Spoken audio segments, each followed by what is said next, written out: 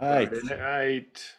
It's well, and it's a special Friday night. It's a long weekend Friday It night. I is a mean, long weekend. it's the triathlete's dream weekend, right? Where you actually get an extra day of either rest or training.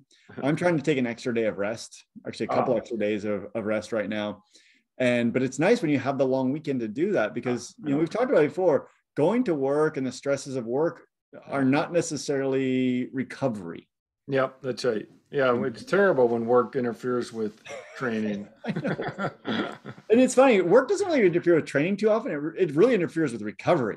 Yeah. At Ah, least that's true. that's what I find. Like, Yeah. we can only train so many hours, hmm Well, but and that's the the one rest. downside of working remote so much is I do miss my bike into work Yeah. and doing different routes and commuting. That was always a nice way to add some mileage. So work actually was helpful to training. Yeah. So it's interesting. Like I haven't been commuting on my bike either. And, but it's because I'm doing the Zwift Racing League on Tuesdays and then the Zwift Duathlon League on Wednesdays. hmm And normally I'd probably ride both of those days to work, but I'm like, I can't because I'd just be too fatigued for these races. Because I'm telling you, these leagues I'm in are so tough. Yeah. And I can't. So I have 2 more weeks of both of those leagues. Actually, one more week of the duathlon league and 2 more weeks of the Zwift racing league. And when they're done, then I'm like, okay, I can get back to riding my bike to work Yeah. because my mental state is not as good. Yeah. Yeah. It really isn't. And not just that, riding home. hmm Because now I'm leaving work 4:30. Yeah. It's a 40-minute drive home. It's traffic. I'm Yeah. annoyed. I'm hmm grumpy. I would much rather just be on my bike for an hour. No, totally. Yeah, coming home especially. I mean, it was tough this time of year because it's dark, later in the afternoon. So I always try to get out at the right time, so it wasn't in traffic, with really no street lights to help. And Yep. uh, but yeah, Yeah. when I do go into work, I do drive now, but maybe once a week or once every other week, and it's more stressful. Yeah. I still contend that my best training happens when I'm commuting on my bike. Yeah. Like, I'm not saying like that's good training. I'm saying it's an overall, like, I seem to do the best when I have Mm-hmm. that consistency, Yeah, right, right. of just, for me, usually it's an hour in, hour back or around hmm that. But just 2 hours and once again, I'm not crushing it. I No, literally am just trying to get to work, trying to get home. I'm not, I'm not hitting heavy training loads. Like, I'll get to work and my training stress score will only be like 300 or sorry, yeah. 30. It's not like I went hard, but I think it's that time on the bike. Well, it's that consistency that you and I keep talking about and really advocating. And, it's just a nice way to build training into your lifestyle. And when we're all, none of us are professional triathletes and, being able to work it in on a regular routine. I mean, that's almost easier than say, okay, I got to take a break from my Zoom meeting and I Yeah. need to go, do an hour ride on the trainer or I need to get out. And now it's preparatory time, but going to work, it's commuting. So it Yeah, just no, helps with consistency. you're right. It is a consistent thing, and yeah, and I miss like the adventure too, right? Like, riding my bike is way more of an adventure to Well, and go it. you are known for biking all over the place in both directions. So it's not like you have the same route. I'm the same route guy. You're the all over the place guy. It's funny because like I purposely try and find different ways, Yeah. and I don't care if I get a dead end. I got to turn around. It's like, okay, like I've seen a new street. And the only thing is when I get a dead end and then I don't remember. And like 2 or 3 months later, I'm like, oh man, I know this is a dead end. Why did I do this again? That's right. But no, I like that. And it's funny, my wife asks me all the time, like, so like, where are you going to ride today? I'm like, wherever the lights take me, Yeah, yeah, because if I come up and it's a red light, I turn right. yeah. I just, and if I come up, there's no traffic Yeah, and no traffic coming, no traffic behind me, I'll take a left yeah, on a light, just because I know if I keep taking rights, I'm going to end up back at home. that's true. Well, and you told me this a while back, and that actually inspired me, and I started doing that. Instead of waiting at the light, I'd turn right and do another mile up the street. U-turn it and come back. So I would do these little, those little offshoots of, It's way better than waiting that minute and a half yeah, at the light. yeah, I yeah. mean, like that's, to me, that's just wasted training time, unless you're doing intervals, which you inspired me to do, because you told me that oftentimes you would do intervals between the lights. Try to catch that next green yeah. The problem would be like, I would be doing this interval and then I'd catch the next green and I'm like, oh my gosh, I can't keep going. Then you pay the price. I pay the price because you think it's going to be a minute interval and it ends up being 4 minutes because you catch 3 lights. It's like, oh my gosh, I can't keep going at this pace. The worst is when you almost catch it, but then you got to stop at the red light and then you destroy yourself to get there. So exactly. But yeah, no, that was a good way to add in some training and some variety on speed and intensity and to increase volume. Yep. All these things that we're going to talk about now. That's all we're going to talk about now. So, John, we've talked a lot about training load, but it keeps coming up in conversations that I have with other triathletes and other athletes, and even people at the university with different teams that I did some consulting with. The quantification of training load, it's so interesting, and trying to quantify training load and racing preparation based off of training load. I mean, this is like magic, right? Like this is like, it's smoke and mirrors. Sometimes it's, especially in triathlon, I don't know about you, but I've been, watching some of the Olympics. I enjoy Winter Olympics a lot. You're Canadian, of course you do. Because I'm Canadian, I have to enjoy it. But like, watching, for example, like cross country skiing. Yeah. And how these individual athletes have peaked for this one event every 4 years. Yep. Hopefully. Right? And hopefully. Yeah. Hopefully peaked, I mean. Yeah. And the science that goes on behind this, it's kind of mind blowing, to be completely honest with you. Like, the average fan watches it and they're like, and even the commentators like, oh, this person, they had a lot of heart and they really gave it everything. I'm like, it wasn't today. No. Like, it really wasn't today. It was what they've done for the last decade. Oh, for sure. And I think we've talked about this part, but I think it's good to mention again for when we get into this training load is we can have a training program and we cannot predict with certainty how someone will respond to that training program.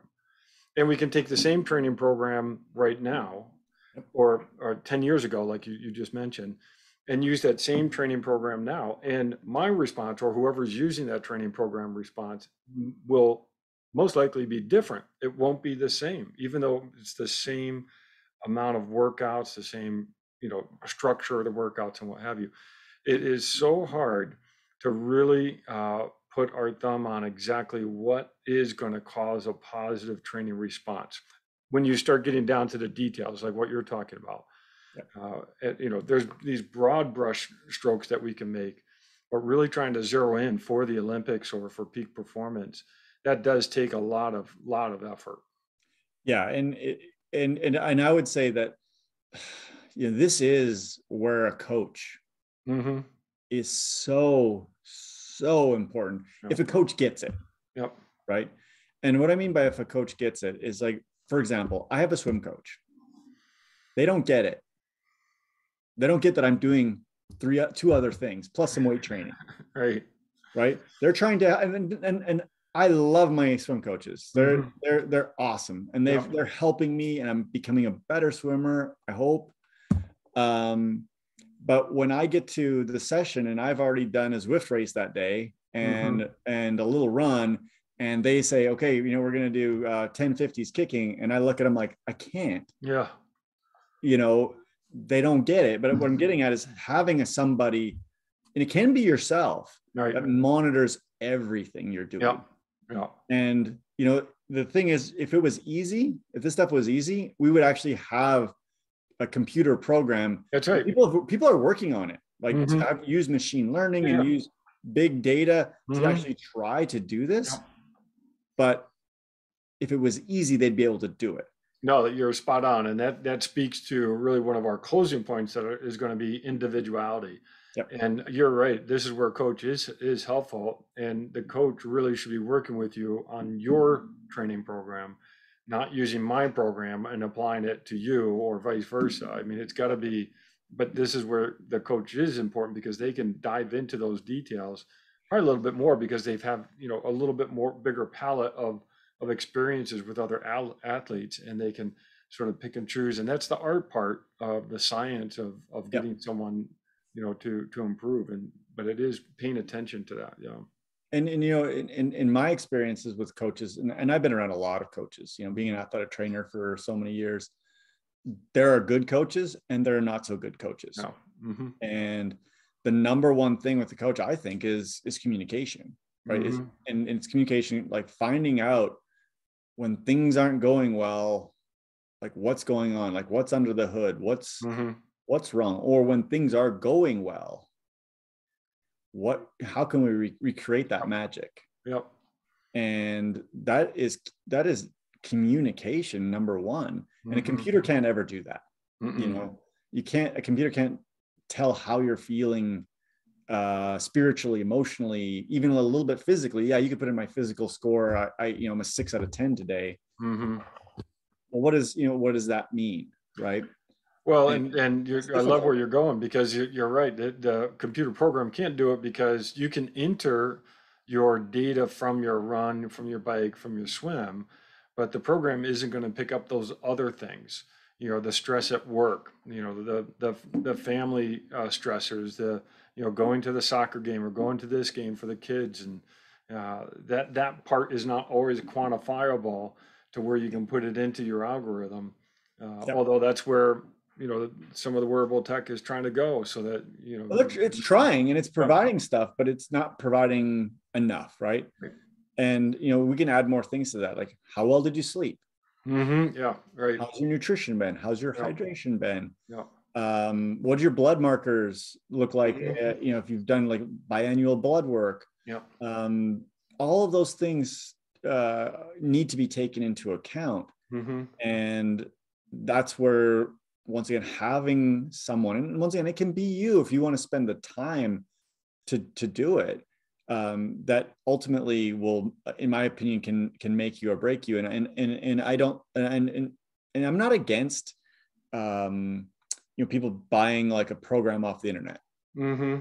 Right. Right. You Following need having some structure to start with. I'm not against that at all, especially for people that are kind of in that middle range. They've maybe done a few triathlons. I think you should have a coach in the beginning, to be honest with you, because there's a lot of things you need to learn in triathlon. But maybe you're in that middle ground, like you're just, you want to start some structure, you want to do something. Yeah, a structured training plan that you can buy, that's fine. But if you want to go and truly excel, I really think you need someone that is a mentor for you, that understands training load, understands life load, understands that and should be the tagline of our podcast: be mediocre at 3 sports. Mm-hmm. Yeah. No, I like that, and I think you're right. I think this is that broad brush that if you're starting out, having a set plan to try to follow is great. I know when I did my first Ironman, I used, a book, I think it was called Going Long, and that was extremely helpful.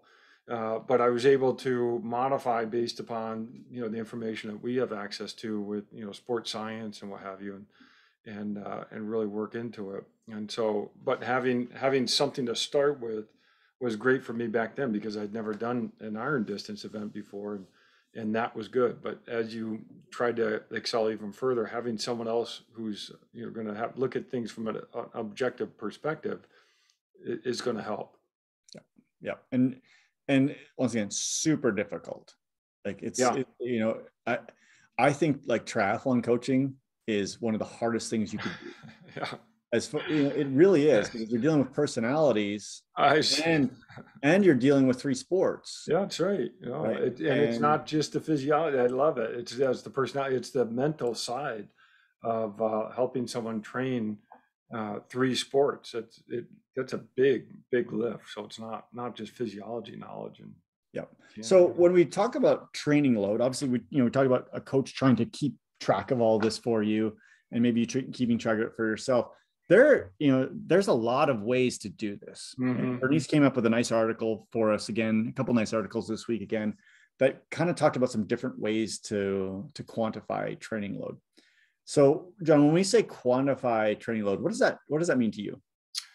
Well, you've got to, I guess it goes back to what's the definition of what training load is. And so I did write this down from another article, Soligard et al. In 2016, defined training load as the sport and non-sport related burden, single, multiple physiological, psychological, mechanical stressors as stimuli that are applied to a human biological system, subcellular, single cell tissues, organs, what have you, in order to have a training response. Which is perfect. So now I added the quantified part. Yeah. Right. So now, you did a great job. That's exactly what training load is. Yeah. So now you've got to figure out how to measure that. Exactly. And that's the big mystery, is because you have two categories of things to measure. That objective measurements, we do power, heart rate, those are more objective. And then you have the subjective, something like rating of perceived exertion. And so, but the challenge, and I think this is where wearable technology is going and getting more sophisticated with, is trying to quantify that training, that definition I just read, which is a stressor. How do you quantify all those things to figure out what's going to count towards improving fitness? So one of the articles that we reviewed was talking about internal loads versus external loads as well, and looking at what is internally happening and then externally. And we talked a little bit about that, even like with a power meter, like internal versus external loads. And I think that's an interesting one as well, right? Is how much of this is kind of in our control, and how much is it is kind of like this the external stresses of life, and trying to quantify those things are super tough. It's interesting, as we gain more technology with wearables, I think we can also fall victim to too much data.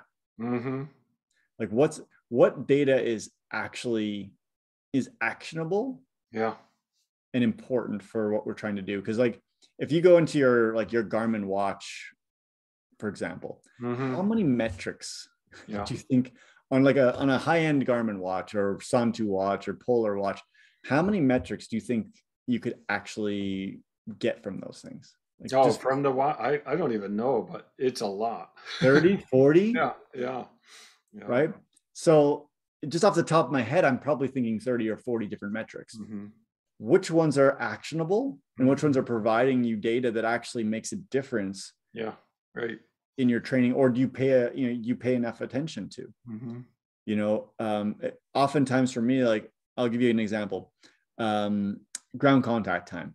I usually only pay attention to it when I'm not running well. Oh, interesting. Like, or if I got a little injury or something like that, I'm like, oh, okay, let's look at my ground contact time. Let's look at my right-left balance while I'm running. Like, and the Garmin watch can do that, right? But I can't have that be the actionable thing all the time, right? Because it's such a minor piece. And then once again, that's one of 30 or 40 things. And is ground contact time important? Right.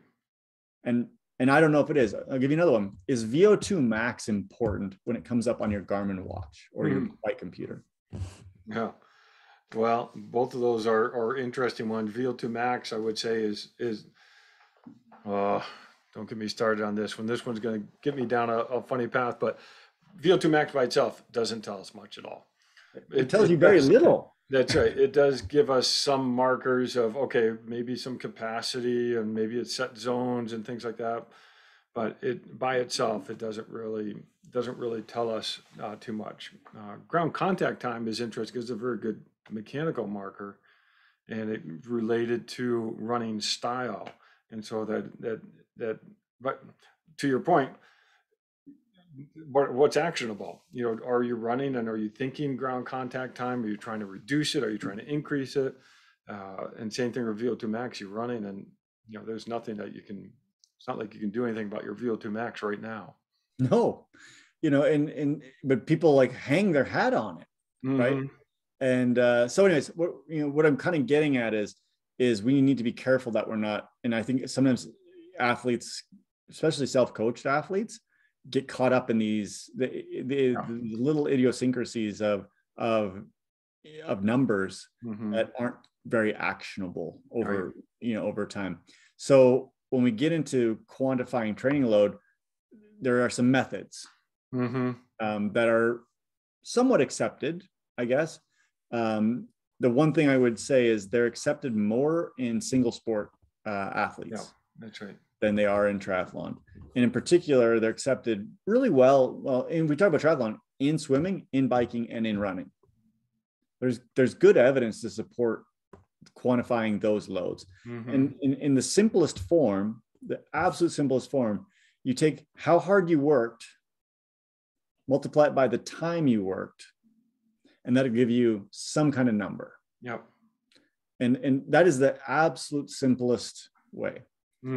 Right. So if I swam for an hour and at the end of it, I said, you know what, I worked a 7 out of 10. I could take that 7, multiply it by the minutes. That's a score of 420, let's say. That is a very simple way to quantify training load. Right. If we get it deeper in swimming and start using wearables and technology, now I can dial it down even more, right? I can say, okay, you know what, my aerobic threshold or anaerobic threshold, if I know those things in swimming, is this. If I swam this amount of yards at this percentage of that load, that can also, give me a score. But then you have to add in things like, well, but how much rest did you take? Right. And this is where it gets really messy. Because swimming is stochastic for the most part. Very few people, I know you are different, but very few people swim like 2,000 straight. Right. Whereas most people run straight or bike straight. They may be stochastic in like if they're doing intervals, but they're not just standing around doing nothing. Right. So anyways, these are difficult things. I love that. And I like how you're going, because you also have training load specific to a session, as well as, specific to a phase of training.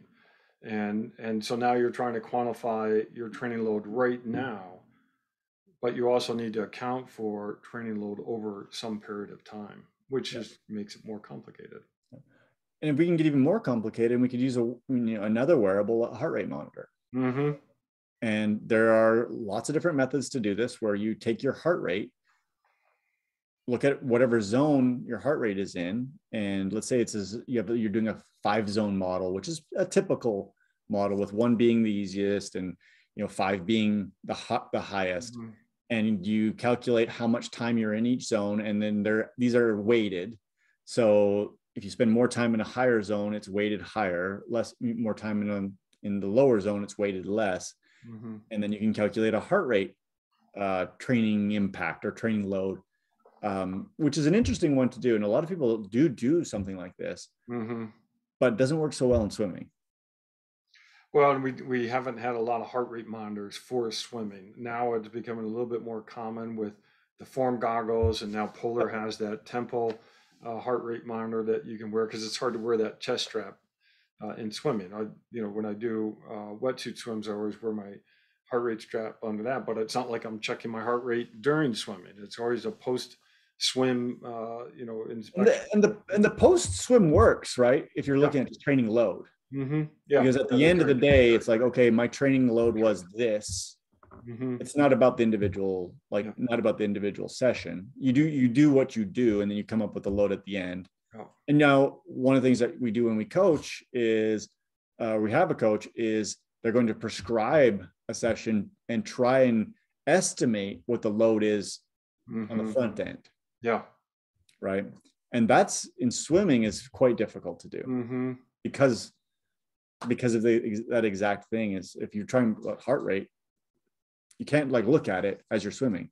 Even if you get to the wall and you look and you're like, oh shoot, that's 150. How long was that 150 for? I was supposed to be at 130. That's right. And let's say it was a 500. You've done 500 at 20 beats higher than you thought you were. But you're right, like with some of the newer technology, you can do this, but it's not like everybody's got form goggles and the polar thing where they can actually have a heads-up display of their actual live heart rate.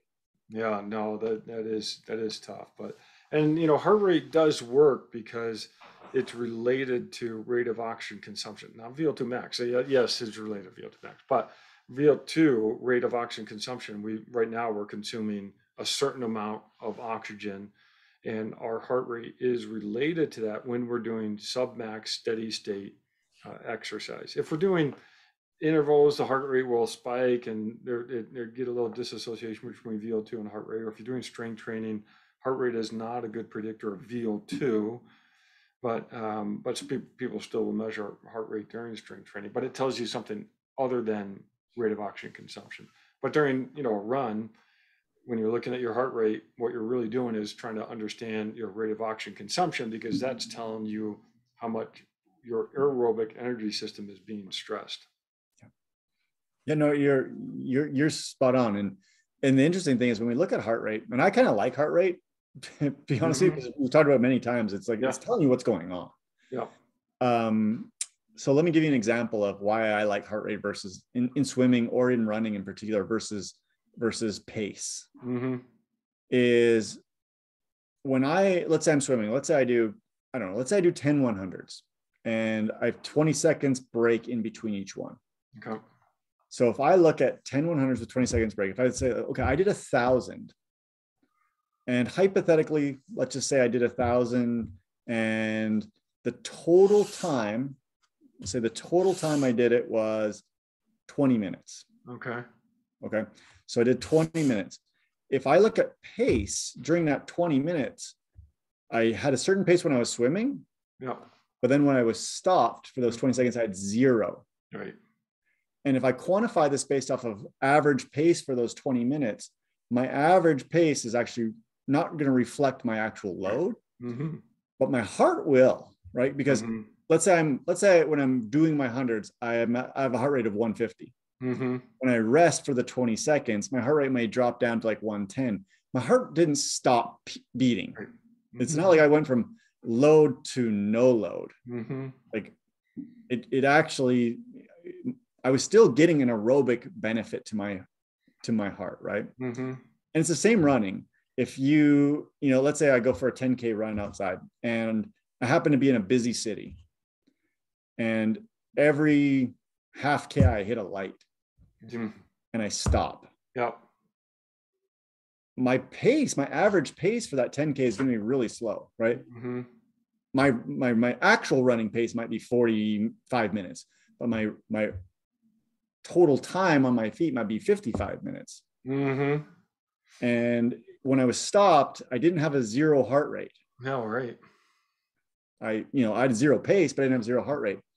And so I think for the stochastic sessions, when we're actually stopping, it's kind of, heart rate is going to be the thing that tells us our load more so than the actual pace. Now, if you're out and you can get your 10K in straight, or you're swimming a distance straight, or you're biking a distance straight, I think pace or power is better. And, switching gears a little bit, one of the reasons why power meters work so well is we actually have that normalized power. Yeah, right. I've never seen normalized pace in running or biking or swimming. That could be our thing, John. We could invent normalized pace. Yeah, there you go. Yeah, there we go. So, just do it exponential or raise it to the pace to the 4th power or something like that. Exactly. So, I mean, I know I kind of went on a little bit of a tangent there, but I think that it's important to recognize that there is a response when you're resting. That's not a 0. Yep. No, that's great. And one more point on the multidisciplinary nature that we've been talking about is you're trying to make this training load additive from swimming, biking, and running, as opposed to getting to a point where they start, distracting from fitness. You're trying to build your training load. And this is what you were talking about. This is why triathlon is so much harder. Well, let's not get other sports, defensive, but training for 3 sports is different than training for single sports. and you've got to figure out that training load for each sport so that they're adding to your fitness as opposed to being a distractor and a negative. You'd like it to be, if it could be, the term I use is synergistic, right? Yeah. You'd like them to be synergistic, not destructive. Yep. And sometimes they're destructive, Mm-hmm. right? Like, I'll give you the example. Like, I know on Tuesdays, I usually go for a run at lunch, easy, Mm-hmm. a Zwift race in the evening, and then a swim after that. My swim after that's usually terrible. Yeah, right. And I wonder if I'm actually doing harm by being so fatigued in my lower body. Yeah. By the time I get there, my legs just kind of flopping, and now I have bad form. Yeah. And maybe it's not a good thing to do. Yeah. Right. Because I don't know how synergistic it is, but I do know if I have a nice, easy run at lunch, my bike race is usually better. Yep. So then maybe there's an additive effect there, or a synergistic effect there. Yeah. And this is the difficult part of this is, how do you program yourself? Like, how do you program your training? Should you run in the morning and bike in the evening? Should you swim and then run? Should you do this and then do this? And so I love this because this was in one of the papers we read for tonight, Van Erp study from 2019. And I wrote down 4 bullet points from that paper. Training load needs to be high enough to cause a stimulus for adaptation, which is what we're talking about. Training load has to be low enough to avoid injury and overtraining. And then you have training load for one session and then overtime as well. And so I love that. And then the other point I wrote down on my take-home points is you still need to be training in a way that you have good movement skill. Yeah, no, then that's the last piece, right? So if like the movement skill and movement skill in the article, I was also talking about movement skill is more important in some sports than the others. In swimming, it's the most important. Mm-hmm, mm-hmm. And then running was second most important, and biking was the least important. Yeah. As far as the movement skill. Right. And but how do you figure that out, John? A lot of experience, a lot of trial and error, unfortunately. And this is the individuality part. And this again goes on the research end. This is hard research to do on what's an effective training program, because even if you take a group of 10 or 20 athletes and you put them all through the same training program, they're going to have individual responses. So really trying to tease that out is hard. And so this is hard work to do. And so, it's nice to have the training studies out there in the literature, but you've got to use those appropriately. And you or your coach need to look at the training program and evaluate it for how it's working for you. Yeah. Sounds like a terrible answer, but so I was reading something earlier this week and said, if you have an expert in something, in somebody, and you ask them a question and they answer with, it depends, they're probably spot on. Right? Because the expert knows that there's always that it depends. And in this case, it really depends. And we've talked about this before a lot, but I think it's a good time to add it again, is when you look at the research in this area, oftentimes it's elite athletes. Yep. Mm-hmm. And that's a problem because we're not elite athletes. We don't have the lifestyle of these. We don't have that lifestyle. And, and I'm not 25 anymore. Neither are you. And most of the people that we know in the sport are not. And so where is the data on 45 to 60-year-olds trying to have full-time jobs and be somewhat elite level triathletes for their age, and trying to manage training stress and training load, and peaking for races and recovering? And I don't see much of that out there. No. I mean, I see none of it, actually. It's all anecdote. Well, it's a tough topic. And then this gets us down the path, and we've talked a little bit about this in other podcasts, is the lack of the female athlete. Even worse. That's right. In a training study, because now you've got hormonal changes over a period of time that have to be accounted. And so you've got to time your interventions, the right way. And it's tough. It's tough work, but at the same time, it at least gives us some rough ballparks. But this is why, the latest and greatest, training regime is constantly evolving, because it's not easy science to do, and we're always trying to learn a little bit more. And now, really this last 5 years, I've heard this phrase, and I've tried to use it, is, try to figure out what that minimum effective dose is for training. And that's really what you're trying to do, is what's the minimum effectiveness of training that you need to do to have the most impact on your performance. See, that's true and that's not true, right? Because what if you really like going for a 5-6 hour bike ride and you only really need to go for a 3? Yeah. To get the dose. Well, but if you but know you enjoy your it. but that's right. But if you know your minimum effective dose, now you can add to that whatever you want. But I see what you're saying. Right. No, but I agree with you 100% on that part, that you don't want to turn this into, well, I just want to be the most efficient with your training, because we enjoy training, and so it's just nice to go for a nice ride. But if you figure out this is my minimum effective dosage, that's all I need to do. Yeah. I was listening to another podcast this week, and one of the questions they tried to answer was, how can you maintain your FTP? You don't care about getting it higher. Yeah. Right. You don't care about it. You don't want to go down. Mm-hmm. What is the minimum effective dose to maintain an FTP? And the answer is, it depends. Yeah. Again, right? So maintaining an FTP at, I don't know, let's say 250 watts will be quite different than maintaining an FTP at 150 watts. That's a good point. Mm-hmm. And so it depends. Yeah. And so then, and I remember we had a podcast, we talked about this before, like on raising FTP, and one of our listeners who we're going to hopefully have on soon, Max, asked, well, how do you raise FTP? Right.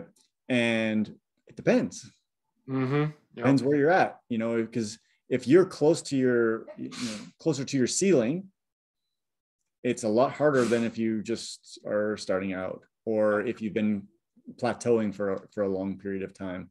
So these are all interesting things that go back into like setting up training load. And the thing that I'm seeing more often than not is this, the impulse response model. I don't know if you're familiar with that terminology, but that's like, where you train hard for like 2 or 3 weeks, take a little break, train hard for 2 or 3 weeks, take a break. Yeah. Where you actually have, compensation or super compensation. Yep.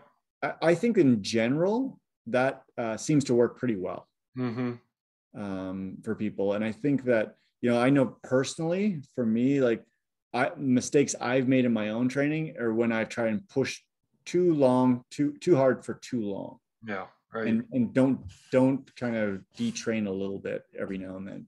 No, that's great. And along the same line of thinking, not everyone is trying to improve their performance. No, for sure. And some people are, they do their training for mental health or just health in general, as opposed to every session I'm trying to get a faster 5K or a faster 10K or faster, 1.2 swim, whatever it is.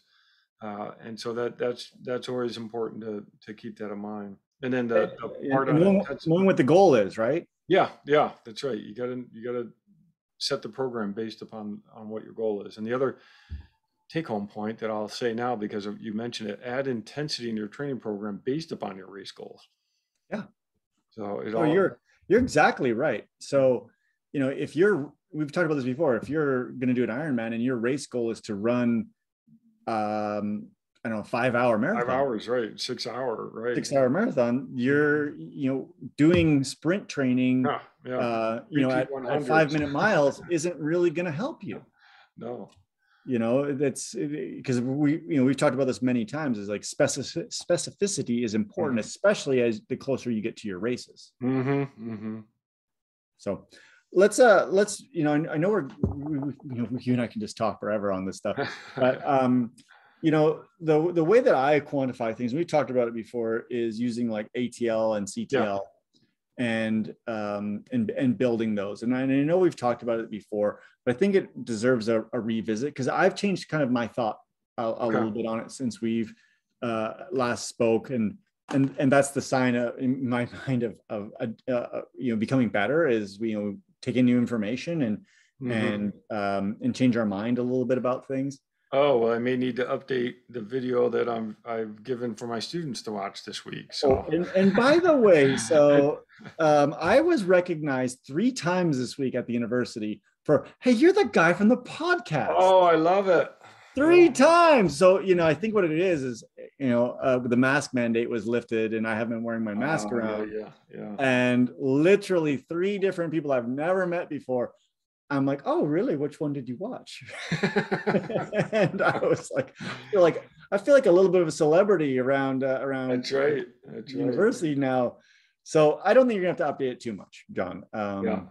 It's because we were kind of getting to it on that podcast, but so I think we do need to talk about it though. So acute training load and chronic training load. Okay. And this is really, in my mind, it's an easy way to quantify, but if you understand what you're getting into. So, and it's not just in triathlon. These things like this happen in basketball, in soccer, in rugby. I know people that are doing this work in all sorts of sports. And the idea behind, knowing chronic training load and acute training load is basically determining how much stress the body can take and has taken. And it's interesting in the world of sports medicine right now, this is big data stuff to help prevent injury. Right. And, it's interesting if you think about it, we were doing this in baseball for years and didn't realize we were doing it with pitchers, right? Yeah, that's true. They were the first people to kind of do this, was pitch counts, right? Well, we knew that if this guy pitched this many strikes or throws tonight, then you can't throw again until 3 days later. Yeah, right. If they did this many, he can throw again tomorrow. And a lot of it was based off of how many pitches they've thrown in the last month. And they would, baseball's notorious for this, for keeping track of every single throw. Right. And even in practice, like keeping track of every single throw. And one of the things they look at, it's interesting. We actually, in our class this week, we had one of the athletic trainers from the Arizona Diamondbacks, who's a former student of ours, came to the presentation, and they were talking about looking at like velocity of the ball leaving the hand and like quantifying fatigue based off of the, that velocity. And they measure the velocity of every single pitch and what the ball speed is when it leaves the hand. Yeah. And so when it starts to decline, and if it starts to decline too early, they're recognizing that this person's something's wrong. Interesting. Yeah. Right? Yeah. And I contend that we could do something similar in our sports. Right. So, and power on the bike is an easy way to do this, right? Like do a 5-minute power test or even a 1-minute power test. And if you did it on a regular basis, and I know this, and you probably know this too, if you're really fatigued and someone said, hey, let's sprint on the bike, you just can't. Yeah. Right. But we don't do this very often, especially in triathlon, where we kind of monitor that. So I love that.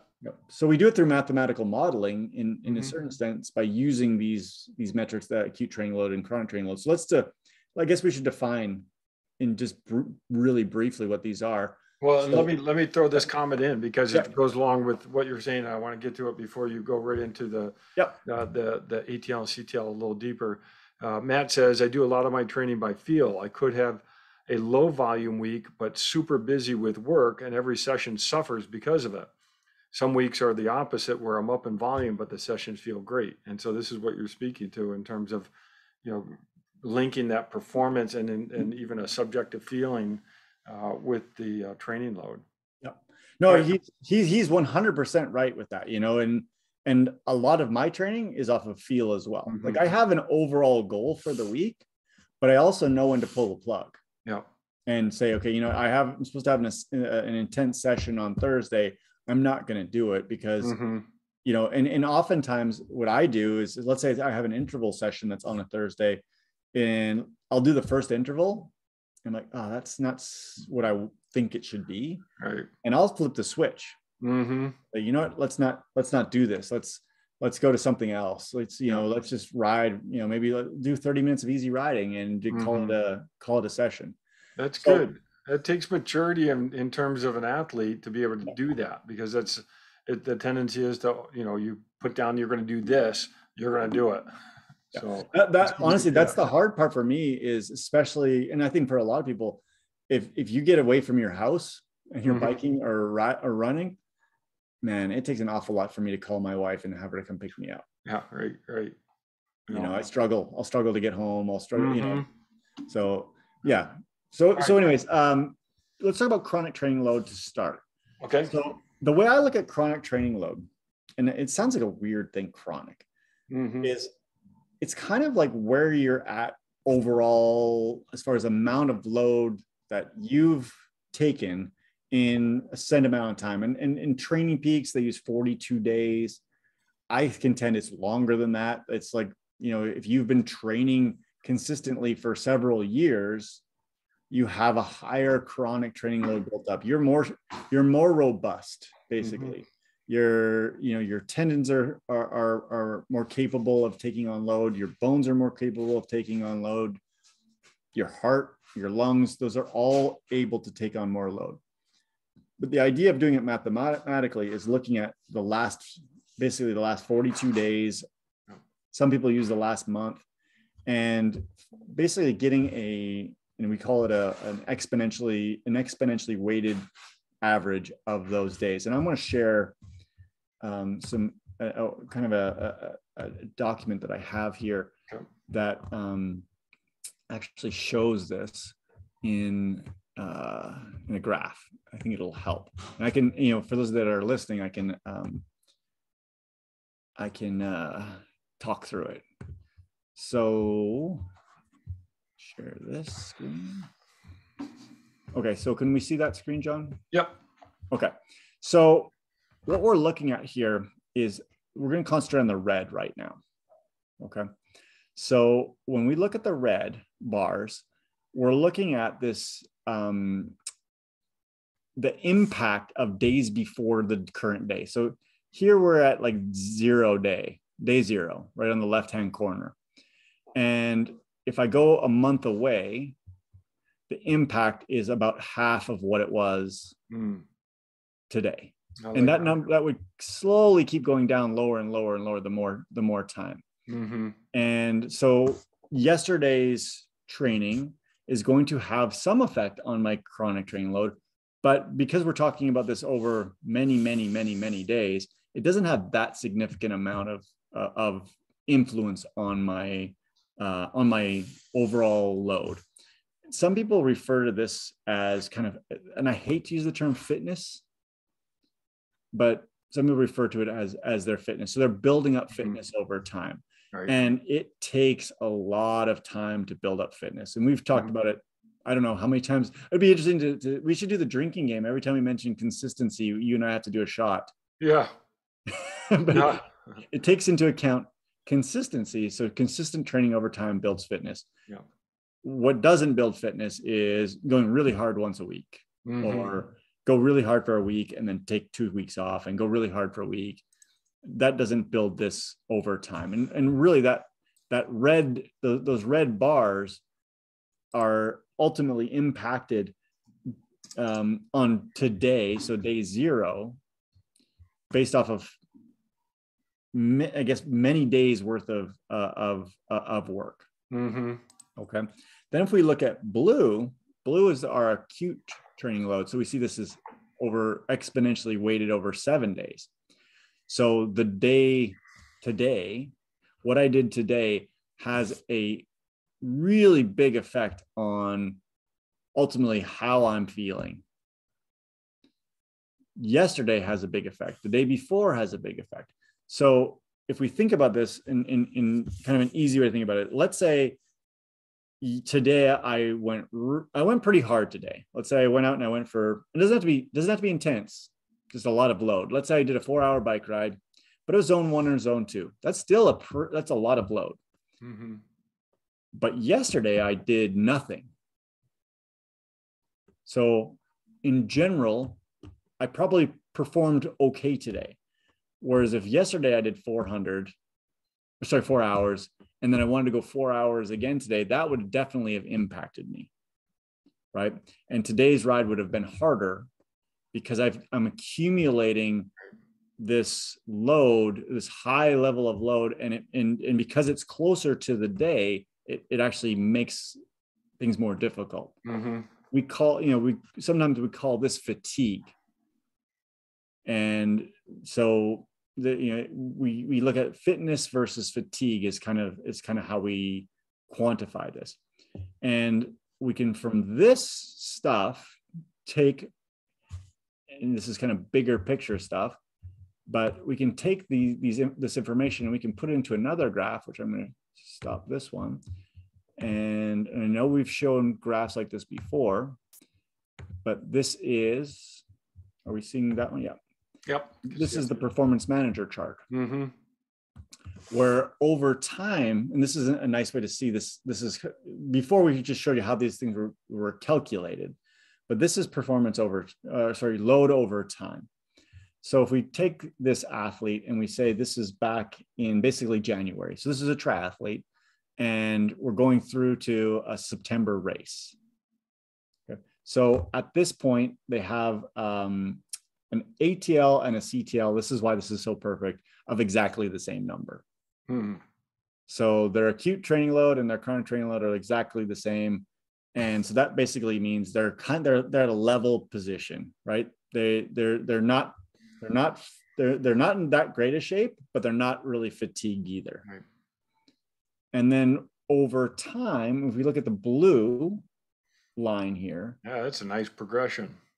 right? We see this slowly creeping up. Mm-hmm. And when we get into here, take a little break, which is good, right? And you can see there's breaks along the way. Mm-hmm. So this is not like a constant line up. There's, it's a slow progression, and we see the fitness, or we see the CTL growing over time. So now we're like in February, end of February, CTL is creeping up. It's at 80. So they've almost doubled, but really it doesn't necessarily quite work like that. Right, and then we get to this point in April, and in April we get all the way to a CTL of 102, which is a pretty strong number. And then we move all the way up to May and we get to 110. Mm-hmm. Now, the fun thing is here, this is where a taper starts for a race. So we taper down. And what I want you to see actually the CTL is 110 here, but the fatigue or the ATL is 150. Mm-hmm. So there's a big range between those two things. So, and we actually see that range in the TSB, which we haven't really talked much about, but that's the training stress balance. And so we're actually seeing a big number here, but they're peaking, right? They're getting to the point where this is where they're have the most fitness, but also a high level of fatigue. And what we want to do is we want to get them fresh for the race. So that's where a taper comes in. And as we taper the load, so the ATL and the CTL will drop.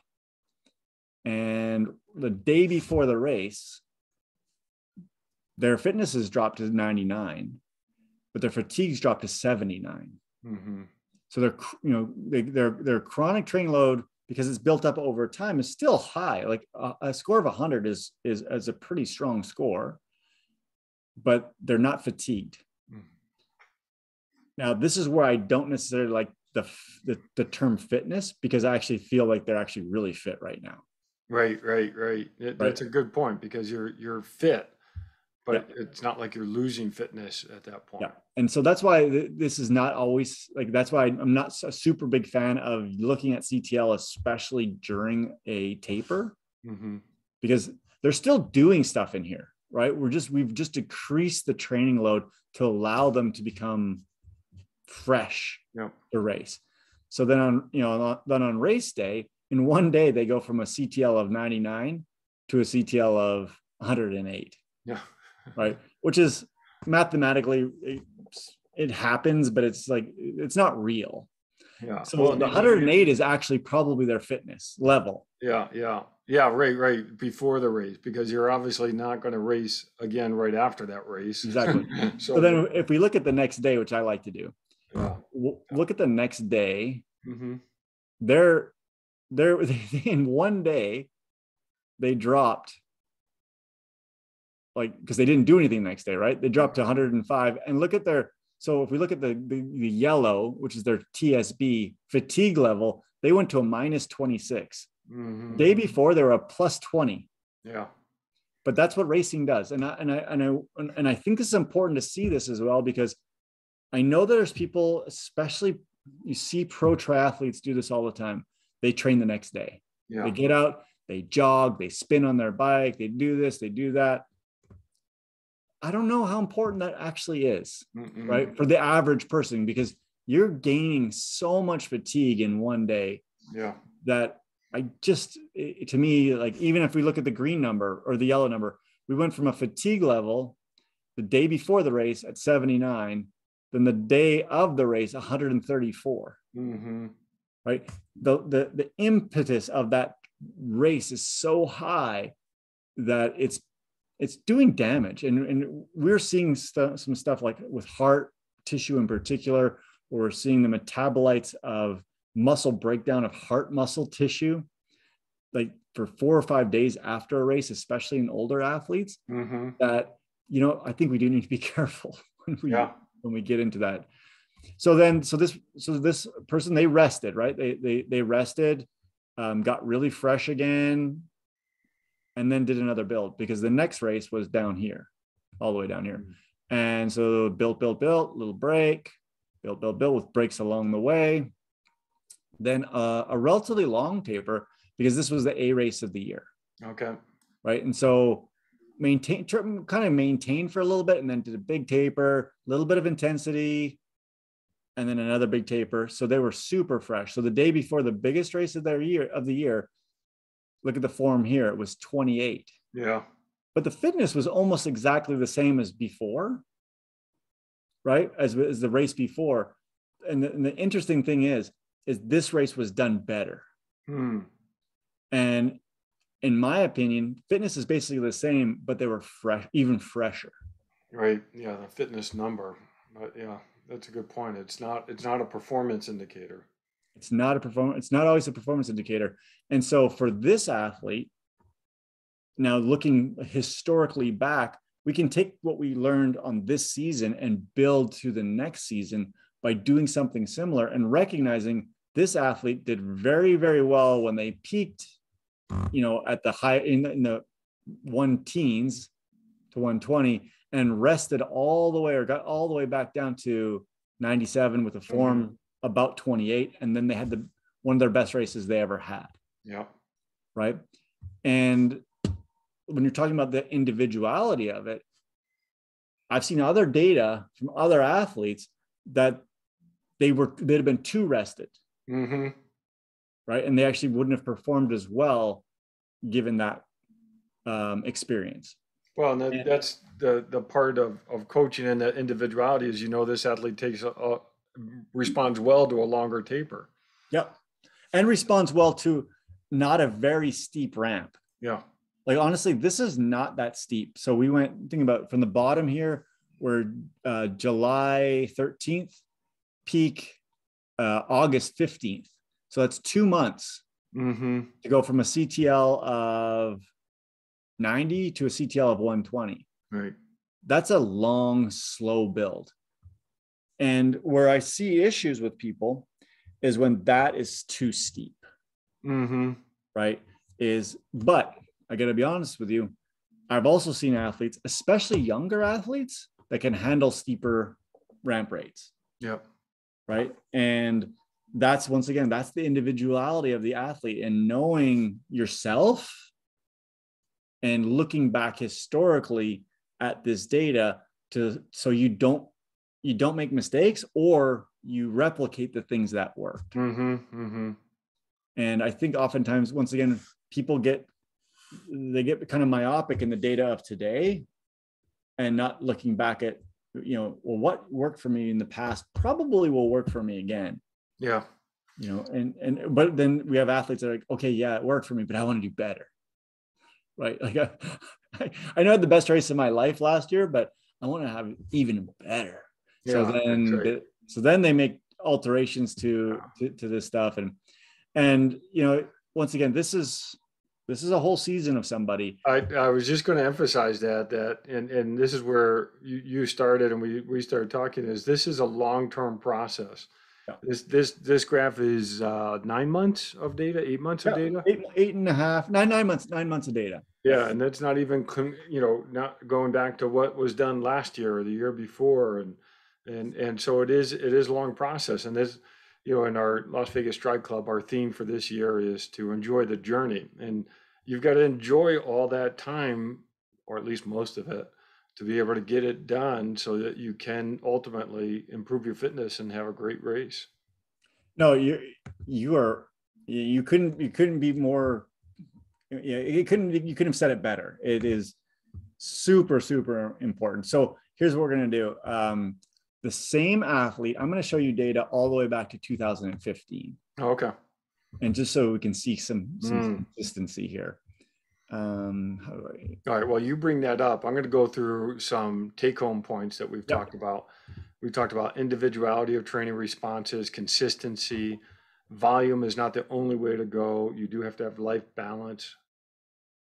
Oh, wow. Interesting. Oh, goodness. Now, like peaks like this, yeah, I don't think that's real. That's leaving the watch on in a car ride home. That's an artifact of some kind. And yeah. But this is, think about it, this is 5 years. Yeah, no, I was looking at the blue line under the magenta. That's interesting. And that last period, can you highlight the period that you just showed? So that was in here. Yeah. Yeah. I can't actually highlight it, but it was literally, I think it started, no, it was back down here. Yeah. It was at the low. That's 48. Yeah. Right. Yeah, that's impressive. And then looking back over the other years. And looking back at this, this particular athlete of like some of these steep ramp rates and steep ramp rates. Yep. Yep. And, we won't talk about what happened in those steep ramp rates, but it wasn't always good. But you have to learn, the athlete has to learn that a steep ramp rate like this is probably not a good thing. Right. And I can, in this athlete in particular, here's a race right here. Okay. Right. So we see the steep ramp rate and this steep taper to race. And, that is, those aren't necessarily sustainable to keep doing that over and over and over again. Yeah. Right. And if you look at like this year and the volume under here, the volume under the blue, compared to this season with the volume under the blue, it's much more compacted there. Yeah. Yep. And so the bigger volume will relate into success, especially if you don't have steep ramps. So to me, this is just, I don't know, it's interesting stuff. And, you can find data. People publish these things on Instagram and stuff like that. You can find lots of these things on the internet to look at other people and what they're doing. What I would once again suggest is don't look at like Lionel Sanders and don't look at Sam Long and or Flora Duffy or any, look at real world stuff. And to me, like this is real world stuff. And the last pieces, and we've talked about this before, is even on Strava and on whatever, a lot of times people only post their good days. Yep. And remember that, this is building over time. Oh, that's great. Well, that's super interesting. And we'll keep coming back to training load because it is so important, and it spins off so many other topics. I've got recovery, the issue of health first, and performance will happen, when you optimize health, maximize performance. There's a whole nutrition component to this training load, the movement skill that you mentioned earlier. And the last point that I wrote down after doing all this reading on training load is don't forget your transitions. No, it's true, right? Yeah. It's so true. So it's been fun, like doing the Zwift Duathlon League, because Yeah. we have a transition, Oh, interesting. right? Yeah. Now the transition is different. So let me tell you my transition. This is the Okay. last thing I'll tell you. So I have my it's just right over here. I've got my bike right beside my treadmill, but you have to do things like, so on my tablet, I have to save my bike. I've Yeah. got to restart Zwift. I've got to turn it onto a run. I've got to reconnect my heart rate monitor, connect the run monitor. I've got to move my fan. I've got to change my shorts because I'd prefer to be in running shorts than cycling shorts. I got to change my shoes. Yeah. I got to drink a little bit. Yeah. Like, and it's funny because like there actually is a transition, and I've come up Do with they give you a fixed time? Is that what they 10 give you? minutes. Okay. Okay. Right. But I've Mhm. also recognized that if I can get on the treadmill running about 4 minutes before the actual gun goes off, Yeah. I do a lot better. Oh, okay. You work out the kinks there. You Yeah. work out the kinks. You Interesting. know, like Yeah. when you transition out Yeah. in a race, that first Yeah. K is horrible. You can actually, in this situation, you can do that. Or the first couple of times I did, I just waited. I was like, I Yeah. sat down and I was like, okay, I'm going to take every minute I can. And it didn't go as well as if I actually started Oh, running. But it's been an interesting thing because I'm like tweaking I think this is my third or fourth season of doing this with Triathlon League. I've tweaked it. So now I've got my step set, Yeah. just like a transition zone. That's great. I got my water, I got this. And yeah, but subsequently something still always goes wrong, just like in real triathlon. Yeah. Well, and that's fun, and that's enjoying the journey and doing those because it's more race experience, more event experience, and you learn from that. So that's great that you're doing that. I think it actually is going to help me too with like the pre-race anxiety. Mm-hmm. Because like if I'm racing now too much, to be honest with you, twice a week, every week. I can't sustain this, but when it's a minute to the gun goes off, I'm not nervous anymore. I'm just like, oh, here we go, like 10 seconds, here we go. Like and I think the more times you put yourself in that situation, and we haven't been able to be in that situation a lot over COVID, because there hasn't been as many triathlons or whatever. But it's different, and also when you race every week, especially when you do the duathlon, is your power as a time trial. Your power from last week. Mm-hmm. I just try and beat it by a couple watts. Right. Like I know going in that I did this last week. I did this the week before. I did this week before. There's no uncertainty. Whereas in a race, sometimes it's like, oh, like I don't know, like how is my taper? Where am I at? I think I can do this power. I pretty much know within 2 or 3 watts what my average power will be for the 35-minute bike ride. And I know what the run pace is going to be. And it's good. It's like, yeah. Well, something you mentioned there that we haven't gotten into, and we'll need to come back to this one. And we have mentioned it before, is the mental aspect of training. And having belief in your training program actually does matter. And so again, that's where the coach becomes important, or the training program becomes important. And then you've got to believe in it, and you actually have a greater chance of success that if you're always questioning it. And is this the right thing? It's, oh, well, should I be doing this? Why am I doing this? Those are distractors and end up adding more stress to you. And I would contend that if you have a program, like, and you've paid for that program, or you bought a book, or you have a coach, stick with it. Yeah, right.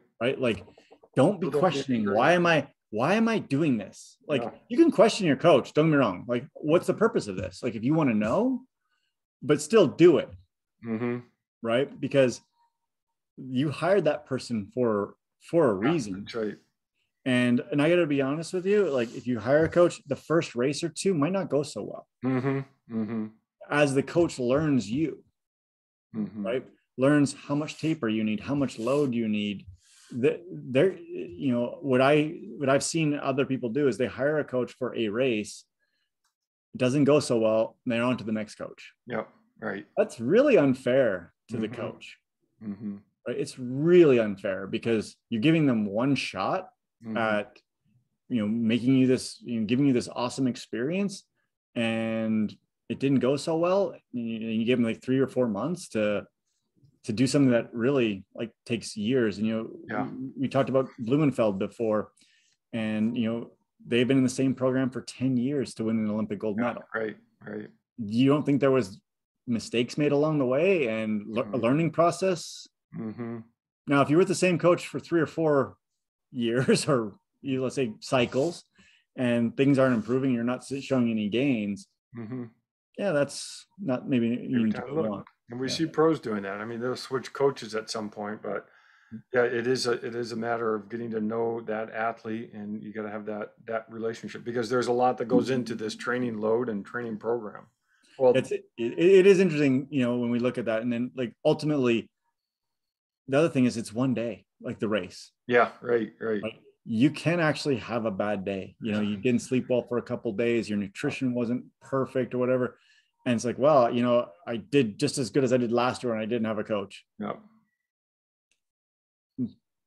You know what? Like it's tough. This is tough. Like, once again, I'll go back to like triathlon coaching. I think is one of the hardest jobs you could possibly have.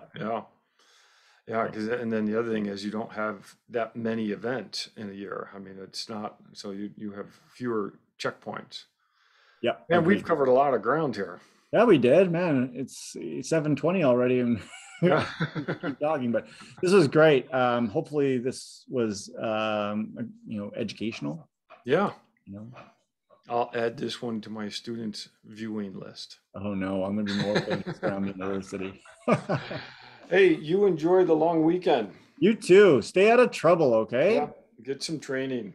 Yeah, I'm gonna try. I'm gonna try and be smart this weekend and take it a little easy. Oh, good. Yeah. But that's the beauties of a long weekend. You can actually recover. Yeah, that'd be good. You too, All right. John. Hey, have a good weekend. Yeah, you too. Bye-bye. Bye.